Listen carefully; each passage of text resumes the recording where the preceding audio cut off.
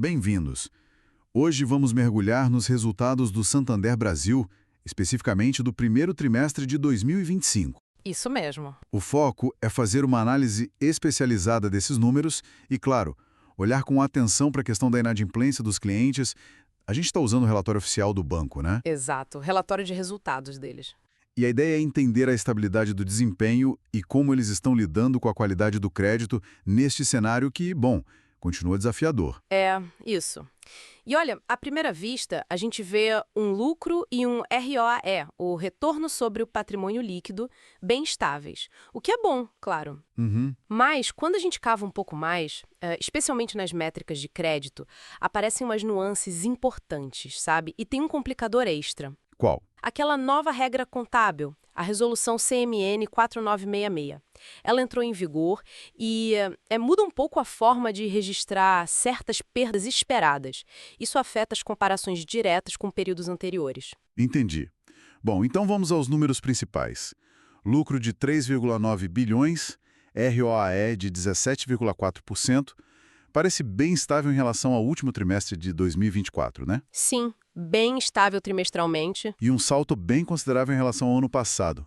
Quase 28% de aumento no lucro anual. O que está segurando essa performance toda? Olha, parece ser uma combinação, né? A estratégia de diversificar e focar em linhas mais rentáveis parece estar funcionando. Certo. A margem financeira, por exemplo, cresceu bem, 7,7% no ano a ano, e isso foi puxado principalmente pelas operações com clientes, que subiram 9,5%. Impressionante. E as comissões? As comissões também subiram no ano, 5,1%, mas tiveram uma queda no trimestre. Isso já era meio esperado por causa da sazonalidade e também por reclassificações dessa nova resolução contábil. Ah, ok. Mas talvez o grande destaque seja o controle de custos.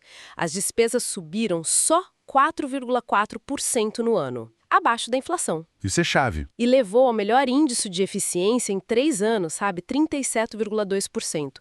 Para um banco desse tamanho, manter um índice assim exige, nossa, muita disciplina.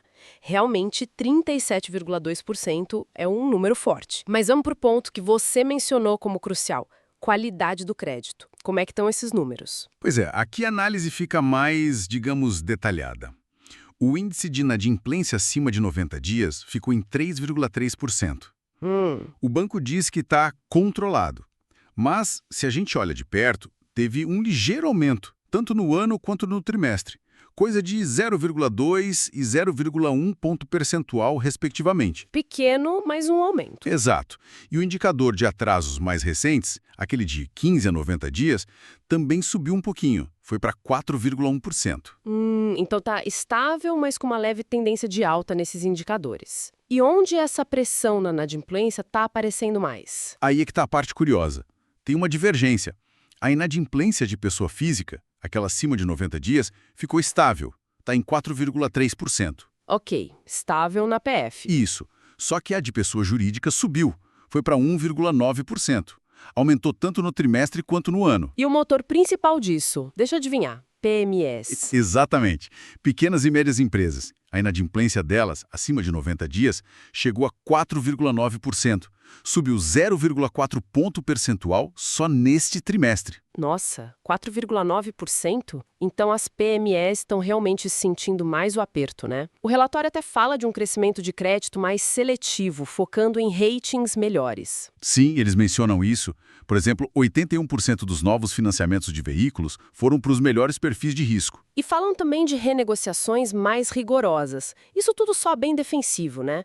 O banco tá, ativamente pisando no freio ou só gerenciando o risco que já tem com mais cuidado? Olha, provavelmente um pouco dos dois. A gente vê isso no aumento da formação de NPL, que são os novos créditos problemáticos entrando na carteira. E quanto subiu isso? Subiu quase 18% no trimestre. E as baixas para prejuízos, write-offs, também cresceram, perto de 11%. Isso sugere duas coisas. Novas dificuldades aparecendo e também uma limpeza de dívidas mais antigas do balanço.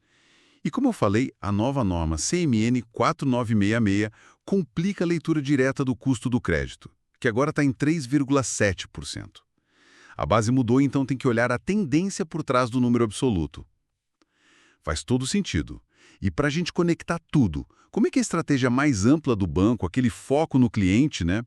70,7 milhões deles, nova One App, melhor NPS, mais cartões, captação de varejo, como isso tudo se liga a esses resultados e essa gestão de risco que a gente está discutindo. Esses pilares são super importantes para a resiliência do banco.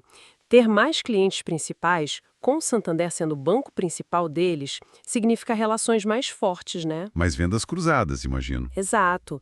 Mais transações, o que ajuda nas receitas de comissões, e mais oportunidade de vender outros produtos, como investimentos, seguros, e tem o lado do funding também. Os depósitos. Isso. O aumento dos depósitos de varejo, com a participação da pessoa física no funding subindo para 45%, ajuda a controlar o custo de captação. A gente viu isso refletido na margem financeira. Certo. E dá mais estabilidade para o financiamento das operações. O sucesso em áreas como o financiamento de veículos, que eles conseguem fazer com risco controlado, mostra essa capacidade de crescer seletivamente, e mesmo a aposta nas PMEs. Apesar da inadimplência ter subido ali. Exato. Apesar disso, é um esforço para ganhar participação num segmento importante. Eles tentam equilibrar esse crescimento com risco, né? É um jogo constante. Ok, então, para a gente amarrar, o Santander mostrou solidez nesse primeiro trimestre, rentabilidade está estável, ganhos de eficiência bem notáveis, Sem dúvida. mas aquele ligeiro aumento da inadimplência, especialmente focado nas PMEs, e ainda por cima com as mudanças contábeis no meio, tudo isso exige um acompanhamento bem de perto nos próximos trimestres, né? Exatamente. A performance geral é robusta, não há como negar, mas esses pequenos sinais de deterioração no crédito, mesmo que o banco considere controlados, são reflexo de que o cenário econômico ainda pede cautela. E a complexidade da nova norma contábil adiciona uma camada a mais na hora de analisar as tendências futuras. Perfeito. E para a gente fechar, queria deixar uma reflexão no ar. O relatório fala muito sobre hiperpersonalização, uso intenso de dados para direcionar ofertas aos clientes. Sim, é uma tendência forte. A pergunta que fica é: como será que esse foco cada vez maior nos dados individuais dos clientes pode, no futuro, moldar não só os produtos que eles oferecem, mas a própria gestão de risco? Será que isso pode levar a uma segmentação ainda maior do desempenho e talvez do perigo entre diferentes grupos de clientes lá na frente? Fica aí para a gente pensar.